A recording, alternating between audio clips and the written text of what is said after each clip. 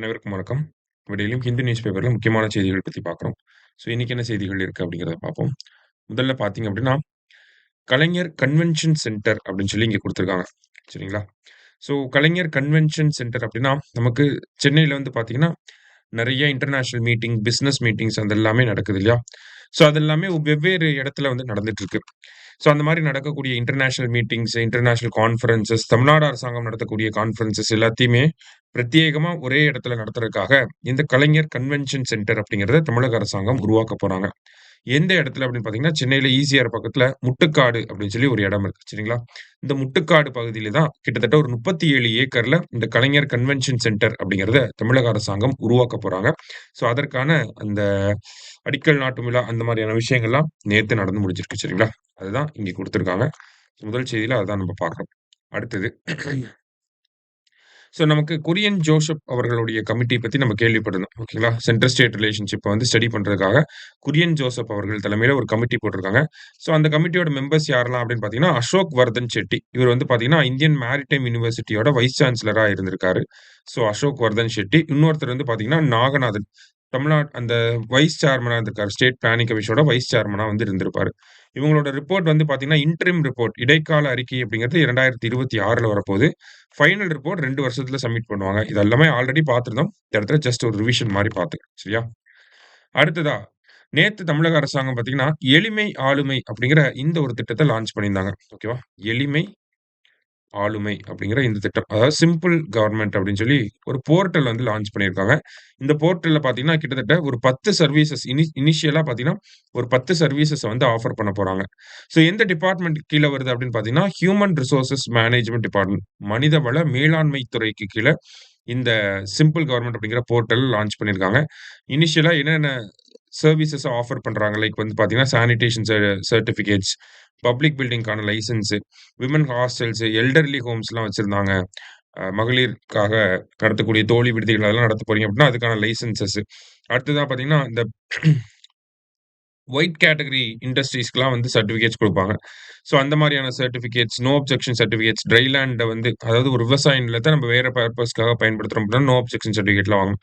அந்த மாரியான விஷயங்கள், இந்த மாரியான சர்டிஃபிகேட்ஸ்லாம் வாங்குறதுக்காக இந்த சிம்பிள் கவர்ன்மென்ட் அப்படிங்கிற போர்ட்டல மனிதவள மேலாண்மை துறை, ஹியூமன் ரிசோர்ஸஸ் மேனேஜ்மென்ட் டிபார்ட்மென்ட் வந்து கொண்டு வந்திருக்காங்க. ஸோ இனிஷியலி 10 சர்வீசஸ் இருக்கும். போக போக எக்ஸ்டெண்ட் பண்ணுவோம் அப்படிங்கிறத சொல்லியிருக்காங்க. சரியா? அடுத்ததா பார்த்தீங்கன்னா, கவர்ன்மென்ட் ஃபார்ம்ஸ் 7த் ஸ்டேட் ஃபினான்ஸ் கமிஷன் அப்படின்னு சொல்லி குடுத்துருக்காங்க. சரியா? 7வது மாநில நிதி ஆணையம் அப்படிங்கிறது அமைக்கப்பட்டிருக்கு. 7வது மாநில நிதி ஆணையம் யார் தலைமையில இருக்க போகுது அப்படின்னு பார்த்தீங்கன்னா, அலாவுதீன் அவர்கள். அவர் தான் வந்து சேர்பெர்சனா வந்து இருக்க போறார். இந்த மாநில நிதி ஆணையம் அப்படிங்கிறது, மாநில அரசாங்கத்தினுடைய வரிகள எப்படி ரூரல் லோக்கல் பாடிஸ்க்கும், அர்பன் லோக்கல் பாடிஸ்க்கும் பகிர்ந்து குடுக்குறது அப்படிங்கிறத பேஸ் பண்ணி தான் இருக்க போகுது. சரிங்களா? இந்த கமிஷன் இவங்களோட ரிப்போர்ட் வந்து பார்த்தீங்கன்னா, 31 ஆகஸ்ட் 2026ல சப்மிட் பண்ணுவாங்க. இதனுடைய டைம் பீரியட் அப்படிங்கிறது பார்த்தீங்கன்னா, 2027ல இருந்து 2032 வரைக்கும் இருக்க போகுது. சரிங்களா? மத்தபடி பார்த்தீங்க அப்படின்னா, நமக்கு ஸ்டேட் ஃபினான்ஸ் கமிஷன் அப்படிங்கிறது தமிழ்நாடு பஞ்சாயத்து சட்டம் 1994ல இருக்கும் இல்லையா? அதனுடைய எந்த செக்ஷனுக்கு கீழ வருது அப்படின்னா, செக்ஷன் 198க்கு கீழ வருது. இது ஒரு விஷயம். அடுத்ததா பார்த்தீங்கன்னா, இப்போ 7வது மாநில நிதி ஆணையத்துடைய தலைவர் தான் அலாவுதீன் அப்படின்னு சொல்லி பார்த்திருக்கோம். இப்போ முதல் 6 நிதி ஆணையங்கள் இருக்கு. அதனுடைய தலைவர்கள் யாரு அப்படிங்கிறதையும் நம்ம தெரிஞ்சுக்கணும். அப்ப முதல் நிதி ஆணையம், மாநில நிதி ஆணையம் அப்படிங்கிறது 1994ல ஆறுமுகம் அப்படிங்கிற ஒரு தலைமையில கொண்டு வந்திருப்பாங்க. அடுத்தது 2000ஆம் ஆண்டு 2வது மாநில நிதி ஆணையம் சுகவனேஸ்வர் அப்படிங்கிற ஒரு தலைமையில. 3வது நிதி ஆணையம் கௌரி சங்கர் அவர்கள் தலைமையில 2004ல உருவாக்கப்பட்டிருக்கும். அடுத்தது 4வது மாநில நிதி ஆணையம் பனீந்திரா ரெட்டி அப்படிங்கிற ஒரு தலைமையில 2009ஆம் ஆண்டு கொண்டு வரப்பட்டிருக்கும். அடுத்தது 5வது மாநில நிதி ஆணையம் கிருஷ்ணன் அவர்கள் தலைமையில 2014ஆம் ஆண்டு வந்திருக்கும். 6வது நிதி ஆணையம் கடைசியா வந்தது. அது வந்து பார்த்தீங்கன்னா, மோகன் பியாரே அப்படிங்கிற ஒரு தலைமையில 2020ஆம் ஆண்டு கொண்டு வரப்பட்டிருக்கும். சரிங்களா? இதுதான் 6 மாநில நிதி ஆணையங்கள். இப்ப 7வது நிதி ஆணையம் அப்படிங்கிறது வந்திருக்கு. அதான் செய்தியில பார்க்கிறோம். அடுத்தது. இங்க என்ன குடுத்துருக்காங்க அப்படின்னா, ஏர்லி சைல்ட்ஹுட் எஜுகேஷன் அப்படின்னு சொல்லி குடுத்துருக்காங்க. அதுல இருக்கக்கூடிய சேலஞ்சஸ வந்து சொல்லியிருக்காங்க. ஓகேவா? அந்த சேலஞ்சஸ பத்தி சொல்றதுக்கு முன்னாடி, ஒரு சின்ன விஷயத்த சொல்லியிருக்காங்க. நோபல் லாரட் ஜேம்ஸ் ஹெக்மன் என்ன சொல்லியிருப்பார் அப்படின்னு பார்த்தீங்கன்னா, ஒரு சில குழந்தைகளுக்கு வந்து பிறப்பிலேயே லாட்டரி கிடைச்சிருது அப்படிங்கிறத சொல்லியிருப்பாரு. ஒரு சில ரொம்ப நெறைய குழந்தைகளுக்கு வந்து பார்த்தீங்கன்னா, அந்த ஒரு விஷயம் கிடைக்கிறது இல்ல அப்படிங்கிறத சொல்லியிருப்பாரு. எத பேஸ் பண்ணி சொல்றாருன்னா, அவங்க பேரன்ட்ஸோட இன்கம்ம பேஸ் பண்ணி, அந்த வெல்த்த பேஸ் பண்ணி வந்து சொல்லியிருப்பாரு. ஸோ இவரு இது மட்டும் இல்லாம இன்னொரு முக்கியமான விஷயத்தையும் வந்து சொல்லியிருப்பாரு. என்ன அப்படின்னு பார்த்தீங்கன்னா, ஹெக்மன் கர்வ் அப்படின்னு சொல்லுவாங்க. ங்களா? நமக்கு எக்கனாமிக்ஸ்ல பார்க்கிறப்ப ஜினி கோஎஃபிஷியன்ட், லாரன்ஸ் கர்வ் இந்த மாரியான விஷயங்கள்லாம் ஆல்ரெடி டிஎன்பிஎஸ்சில கேள்விகளாவே வந்திருக்கு. அப்படி இருக்கப்ப இந்த ஹெக்மன் கர்வ்னா என்ன அப்படிங்கிறத தெரிஞ்சுக்கணும். ஓகேங்களா? ஸோ ஹெக்மன் கர்வ் அப்படிங்கிறது சிம்பிளா பார்த்தோம் அப்படின்னா, ஒரு ஒரு ரிலேஷன்ஷிப்ப புரொவைட் பண்ணுது. எதுக்கான ரிலேஷன்ஷிப்ப புரொவைட் பண்ணுதுன்னா, between age and rate of return on investment in human capital. So வ ஏஜ் அண்ட் அந்த ஏஜ் மேல ஒரு சின்ன குழந்தை இருக்குன்னா, அந்த குழந்தை மேல நம்ம இன்வெஸ்ட் பண்ணோம்னா, எவ்வளோ ரிட்டர்ன்ஸ் நமக்கு கிடைக்குது? அப்படிங்கிறத நமக்கு ஸ்டடி பண்றது தான் இந்த ஹெக்மன் கர்வ் அப்படின்னு சொல்றாங்க. சரியா? அதாவது இப்ப நம்ம இங்கே ஏர்லி சைல்ட்ஹுட் அண்ட் எஜுகேஷன பத்தி பார்க்க போறோம் இல்லையா? அப்ப ஏர்லி சைல்ட்ஹுட் அண்ட் எஜுகேஷன் அப்படின்னா 3 வயசுலேருந்து 8 வயசுல இருக்கக்கூடிய குழந்தைகளுக்கு. அப்ப இவங்களோட எஜுகேஷன்ல இவங்களோட ஏர்லி சைல்ட்ஹுட்ல நம்ப இன்வெஸ்ட் பண்றோம் அப்படின்னா, நமக்கு வந்து எவ்வளோ ரிட்டர்ன் வரும் அப்படின்னு பார்த்தீங்கன்னா, கிட்டத்தட்ட $7லிருந்து $12 ரிட்டர்ன் ஆகும். ஓகேங்களா? நம்ம இன்வெஸ்ட் பண்றதுக்கு ஈக்குவலன்ட்டா. $1 இன்வெஸ்ட் பண்றோம் அப்டின்னா, நமக்கு ரிட்டர்ன் எவ்வளோ வருது? $7லிருந்து $12 வரைக்கும் நமக்கு ரிட்டர்ன்ஸ் வருது. ஏர்லி சைல்ட்ஹுட்ல. அதுதான் இந்த இன்வெஸ்ட்மென்ட்க்கு எவ்வளோ ரிட்டர்ன் வருது அப்டிங்கிறத ஸ்டடி பண்றது தான். அந்த ஏஜ் குரூப்க்கு எவ்வளோ இன்வெஸ்ட் பண்றோம். அதுலேருந்து எவ்வளோ ரிட்டர்ன்ஸ் வருது அப்டிங்கிறத ஸ்டடி பண்றது தான் இந்த ஹெக்மன் கர்வ் அப்டின்னு சொல்றாங்க. சரியா? ஸோ இந்தியாவ பொறுத்தவரைக்கும் பார்த்தீங்க அப்டின்னா, நமக்கு இந்த ஏர்லி சைல்ட்ஹுட் எஜுகேஷன் அப்படிங்கிறது முக்கியமா இருக்கு. ஏன்னா, இந்த ஹெக்மன் கர்வையே நம்ம லார்ஜா ஒரு பிக் பாயிண்ட் ஆஃப் வியூல பார்க்கிறப்ப, நமக்கு ஏர்லி சைல்ட்ஹுட் எஜுகேஷன்ல இன்வெஸ்ட் பண்றாங்க அப்படிங்கிறப்ப என்ன ஆகுது? எல்கேஜி, யுகேஜிலாம் சேர்த்து விடுறாங்க. ப்ரீகேஜி சேர்த்து விடுறாங்க அப்படிங்கிறப்ப, அடிப்படையிலேயே அவங்களோட லேர்னிங் அப்படிங்கிறது நல்லா இருக்கு. ஓகேங்களா? ஸோ அவங்கள ப்ரீகேஜி, எல்கேஜிலாம் முடிச்சுட்டு 1 ஸ்டாண்டர்ட், 2 ஸ்டாண்டர்ட் போறப்ப அவங்களுக்கு பேசிக் அ நியூமெரிக்கல்ஸோ, இல்ல பேசிக் ஆல்ஃபபெட்ஸோ பார்த்தீங்கன்னா, நல்லா ஸ்ட்ராங்கா இருப்பாங்க.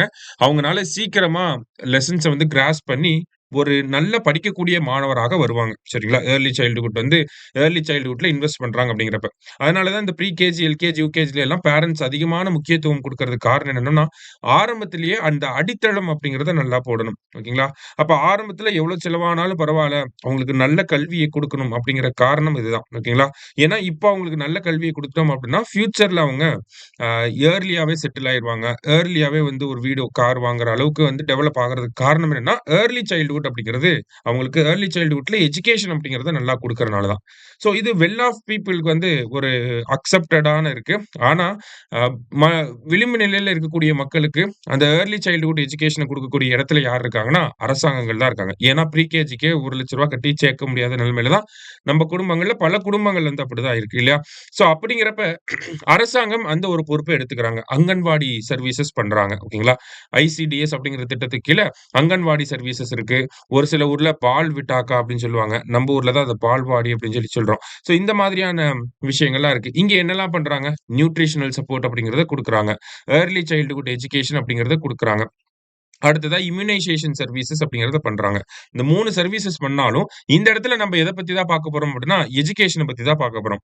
ஸோ இந்த அங்கன்வாடியில கத்துக் கொடுக்கக்கூடிய கல்வி அப்படிங்கிறது சரியான முறையில இருக்கா? அப்படிங்கிறத பார்த்தீங்கன்னா, அது சரியான முறையில இருந்தாலுமே, நெறைய சேலஞ்சஸ் அப்படிங்கிறது இருக்கு. ஓகேங்களா? என்ன மாதிரியான சேலஞ்சஸ ஃபேஸ் பண்றாங்க அப்படின்னா, ஃபர்ஸ்ட் வந்து அ ஷார்டேஜ் ஆஃப் ஸ்டாஃப் அப்படிங்கிறத எடுத்துக்கலாம். ஓகேங்களா? அதாவது அங்கன்வாடியில இருக்கக்கூடிய டீச்சர்ஸ் வந்து கம்மியா இருக்காங்க. ஓகேங்களா? டீச்சர்ஸ் வந்து கம்மியா இருக்கனால என்ன ஆகுது அப்படின்னு பார்த்தீங்கன்னா, அவங்க குழந்தைங்களோட இன்டராக்ட் பண்ணக்கூடிய டைம் ஆவரேஜா இன்டராக்ட் பண்ணக்கூடிய டைம் அப்படிங்கிறது கம்மியாகுது. பொதுவா பார்த்தீங்கன்னா, அங்கன்வாடிஸ்ல மதியானம் வரைக்கும் வச்சிருப்பாங்க. காலையில போனோனே கொஞ்ச நேரம் விளையாட விடுவாங்க. கொஞ்சம் ஏபிசிடி ஏதாவது சொல்லிக் குடுப்பாங்க. இல்ல டேபிள்ஸ் சொல்லிக் குடுப்பாங்க. சொல்லிக் குடுத்துட்டு அப்புறம் சுண்டல் அந்த மாரி ஏதாவது குடுத்துட்டு கொஞ்ச நேரம் தூங்க வச்சு மத்தியானம் வீட்டுக்கு அனுப்பி விட்டுருவாங்க இல்லையா? அதுதான் பொதுவா நம்ம பார்த்திருப்போம். ஸோ அப்படி இருக்கப்ப, இவங்களுக்கு அவங்க அந்த எஜுகேஷனுக்காக குழந்தைகளோட ஸ்பெண்ட் பண்ணக்கூடிய டைம் அப்படிங்கிறது கம்மியா இருக்கு. ஆவரேஜா 2 மணி நேரம் ஸ்பெண்ட் பண்ணணும். ஆனா இந்தியாவுல ஆவரேஜா இப்ப எவ்வளோ தான் ஸ்பெண்ட் பண்றாங்கன்னா, 38 நிமிஷம் தான் ஸ்பெண்ட் பண்றாங்க. அப்ப இந்த இடத்துல 1 1/2 மணி நேரம் வந்து எஜுகேஷன் வந்து லாஸ் ஆகுது. இது ஒரு டிராஸ்டிக்கான இம்பாக்ட்ட அவங்க அந்த குழந்தைகள் ஃபியூச்சர்ல 1 ஸ்டாண்டர்ட், 2 ஸ்டாண்டர்ட் போறப்ப ஏற்படுத்துது. ஏன்னா, அ வ விளிம்பு நிலையில இருக்கக்கூடிய மக்கள் தான் அவங்களோட பிள்ளைங்கள இங்க அனுப்புவாங்க. அதே ஒரு வெல் ஆஃப் பீப்பிள் பார்த்தீங்கன்னா, ப்ரீகேஜி அந்த மாதிரி அனுப்பிவிடுவாங்க. ஸோ அங்க வந்து கரெக்ட்டா பிரைவேட் பேஸ்ட் இன்ஸ்டிடியூஷனா இருக்கனால அது எல்லாமே கரெக்ட்டா பண்ணிருவாங்க. அப்ப இந்த ஏர்லி ஏஜ்லயே ஒரு லேர்னிங் கேப் அப்படிங்கிறது நம்மனால பார்க்க முடியுது அப்படிங்கிறத சொல்லியிருக்காங்க. ஸோ இது வந்து ஒரு first challenge. Shortage of staffs வந்து இருக்கனால, அவங்கனால ஸ்டூடண்ட்ஸ் மேல, அந்த குழந்தைகள் மேல அதிகமான கவனத்த, அதுவும் குறிப்பா கல்வியில கவனத்த செலுத்த முடியாம இருக்கு அப்படிங்கிறத சொல்றாங்க. ஏன்னா, ஒரு ஆள் மட்டும் இருக்காங்க, ஒரு 10, 15 குழந்தைகள் இருக்கு அப்படின்னா, அதுங்கள மேய்க்கிறதே ரொம்ப டாஸ்க்கா தான் இருக்கும். ஓகேங்களா? இது இல்லாம இவங்க வந்து அந்த சுண்டல் வேச்சு குடுக்கணும், டிஸ்ட்ரிபியூட் பண்ணணும், பார்த்துக்கணும், எல்லாமே இருக்கு. அப்ப ஒருத்தர்னால அது பண்ண முடியாது. ஸோ அதுதான் வந்து ஷார்ட்டேஜ் ஆஃப் ஸ்டாஃப் அப்படின்னு சொல்றோம். அடுத்ததா பார்த்தீங்க அப்படின்னா, கவர்ன்மென்ட்டோட ஸ்பெண்டிங் அப்படிங்கிறது. ஓகேங்களா? ஸோ எவ்வளோக்கு அதுக்கு தான் இந்த இடத்துல ஹிக்மன் கர்வ் அப்படிங்கிறது வருது. எவ்வளோக்கு எவ்வளோ இன்வெஸ்ட் பண்றீங்களோ, அவ்வளோக்கு அவ்வளோ நமக்கு ரிட்டர்ன்ஸ் வரும். ஹியூமன் கேப்பிட்டல் மேல எந்த அளவுக்கு இன்வெஸ்ட் பண்றோமோ, அந்த அளவுக்கு ரிட்டர்ன்ஸ் வரும் அப்படிங்கிறது. ஆனா நம்மளோட அரசாங்கம் வந்து சரியான முறையில இந்த ஸ்பெண்டிங் வந்து இல்ல அப்படிங்கிறத சொல்றாங்க. கிட்டத்தட்ட 1263 கோடி ஸ்பெண்ட் பண்றாங்க. இது வந்து அங்கன்வாடினா 1263 கோடி. இதுவே ஸ்கூல் எஜுகேஷன் அப்படின்னா 37,000 கோடி வந்து ஸ்பெண்ட் பண்றாங்க. ஐ மீன் சாரி, கோடிகள் இல்ல. ஒரு குழந்தைக்கு ரூ. 1263 ஸ்பெண்ட் பண்றாங்க. இதுவே ஸ்கூல் அப்படின்னு பார்த்தீங்கன்னா, ரூ. 37,000 ஸ்பெண்ட் பண்றாங்க. ஆனா இது எல்லாமே பார்த்தீங்கன்னா, அவங்களுக்கு உணவுகள வழங்குறது, யூனிஃபார்ம் வழங்குறது, இந்த மாரி அடிஷனல் சேலரீஸ், இந்த மாரி அடிஷனலான சர்வீசஸ்க்கு தான் போகுது. எஜுகேஷனுக்காக ஸ்பெண்ட் பண்ண வேண்டிய அமௌண்ட்ட இன்னும் கொஞ்சம் அதிகப்படுத்தி குடுக்கணும் அப்படிங்கிறத 2ண்ட் பாயிண்ட்ல சொல்றாங்க. எவ்வளோக்கு எவ்வளோ இன்வெஸ்ட் பண்றோமோ, அவ்வளோக்கு அவ்வளோ அவுட்கம்ஸ் அப்படிங்கிறது இருக்கும் அப்படிங்கிறது தான். சரியா? 3வதா பார்த்தீங்கன்னா, பேரன்டல் நாலேட்ஜ் அப்படின்னு சொல்றாங்க. பேரன்டல் அவேர்னஸ் அப்படின்னு கூட நம்ம எடுத்துக்கலாம். பேரன்ட்ஸ்க்கு மத்தியில ஒரு அவேர்னஸ வந்து குடுக்கணும். சரிங்களா? என்ன அப்படின்னு பார்த்தீங்கன்னா, ஆ சில வீட்ல எல்லாம் இந்த மாரி அனுப்ப மாட்டாங்க. நானே சொல்லிக் குடுத்துக்கிறேன் அப்படின்ற மாரிலாம் இருப்பாங்க. ஓகேவா? அந்த மாரி இல்லாம, நமக்கு அங்கன்வாடிஸ்ல தான் வந்து ஒரு ப்ராப்பரான ஸ்ட்ரக்சர் வந்து ஆல்ரெடி டிவைஸ் பண்ணியிருக்காங்க. இப்ப தமிழ்நாட்டுல பார்த்தீங்கன்னா, அங்கன்வாடிஸ்ல வந்து கல்வி சொல்லிக் குடுக்கறதுக்காகவே தனியா சிலபஸ் வந்திருக்கு. "ஆடி பாடி விளையாடு பாப்பா" அப்படின்னு சொல்லி, அதுக்குன்னு தனியா ஒரு சிலபஸ வந்து ரெடி பண்ணி வச்சிருக்காங்க. ஸோ இந்த மாதிரி ஒரு ப்ளே பேஸ்டு எஜுகேஷன வந்து அவங்க குடுக்க ட்ரை பண்றாங்க. அங்கன்வாடிஸ் அந்த மாரியான இடங்கள்ல. ஸோ அப்ப வீட்லயே வச்சிருக்காம, நம்ம அனுப்பி விடுறப்ப, குழந்தையோட அந்த டெவலப்மெண்டல் ஸ்கில்ஸ் அப்படிங்கிறது இன்னும் கொஞ்சம் இம்ப்ரூவ் ஆகும் அப்படிங்கிறது தான். அது மட்டும் இல்லாம இந்த இடத்துல முக்கியமா நோட் பண்ண வேண்டியது என்னன்னா, இந்தியாவோட ஃபியூச்சரிஸ்டிக் பிளானிங்க நம்ம நோட் பண்ணணும். பை 2047 இந்தியாவிலிருந்து அதிகமான யங்ஸ்டர்ஸ் வந்து இருப்பாங்க. ஆனா, அந்த யங்ஸ்டர்ஸ் வந்து அவங்களுக்கு வந்து நம்ம எம்ப்ளாய்மென்ட்ட குடுக்கணும் அப்படின்னா, ஆரம்ப காலத்திலேயே அவங்களோட கற்றல் அப்படிங்கிறத தெளிவுபடுத்தணும். ஓகேங்களா? அப்பதான் அவங்க காலேஜ் போறப்போ ஒரு ஸ்கில்ல டெவலப் பண்ணி, அதுக்கப்புறமா அவங்க வர்றப்ப ஒரு அடல்ட்டா மாறுறப்ப அவங்கள எம்ப்ளாய் பண்ண முடியும் நம்மனால. இப்பயே ஆல்ரெடி பார்த்தீங்கன்னா, எம்ப்ளாய் பண்றதுக்கு ஸ்கில் டெவலப்மென்ட் இல்லாம இருக்கனால தான் நம்ம தனியா ஸ்கில் டெவலப்மென்ட் புரோகிராம்ஸ் அப்படிங்கிறத நடத்த வேண்டியதா இருக்கு. அப்ப இதுக்கப்புறம் வரக்கூடிய மாணவர்கள வந்து நம்ப ஸ்கில்டு புரொஃபஷனல்ஸாவே நம்ப காலேஜ்லருந்து அவங்கள வெளிய அனுப்புறப்ப அனுப்பிட்டோம் அப்படின்னா, அந்த ஒரு ப்ராப்ளம் அப்படிங்கிறதும் இருக்காது. இந்தியா வந்து அவங்களோட இந்த டெமோகிராபிக் டிவைடண்ட்ட ஃபுல் பொட்டன்ஷியல்க்கு யூஸ் பண்ணணும் அப்படின்னா, எஜுகேஷன்ல தான் நெறைய இன்வெஸ்ட் பண்ணணும் அப்படிங்கிறத இங்க குடுத்திருக்காங்க. சரியா? அடுத்ததா பார்த்தீங்க அப்படின்னா, வேற என்ன இருக்கு இன்னைக்கு செய்தித்தாள்ல அப்படின்னா, இசிஐ நெட் அப்படிங்கிற ஒரு அப்ளிகேஷன பத்தி குடுத்திருக்காங்க. அதாவது எலக்ஷன் கமிஷன் பார்த்தீங்கன்னா, நமக்கு ஏகப்பட்ட ஆப் வச்சிருக்காங்க. கிட்டத்தட்ட 40க்கும் மேற்பட்ட ஆப், போர்ட்டல் எல்லாமே வச்சிருக்காங்க. ஒவ்வொன்னுத்திலயும் ஒவ்வொரு சர்வீஸஸ வந்து ஆஃபர் பண்ணிட்டு இருக்காங்க. சரியா?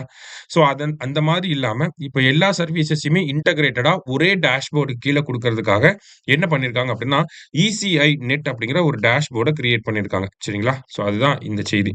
ஸோ இன்னைக்கு நியூஸ் பேப்பர்ல இருந்த முக்கியமான செய்திகள வந்து பார்த்திருக்கோம். நன்றி. சுரேஷ் IAS அகாடமி வெற்றியின் முகவரி.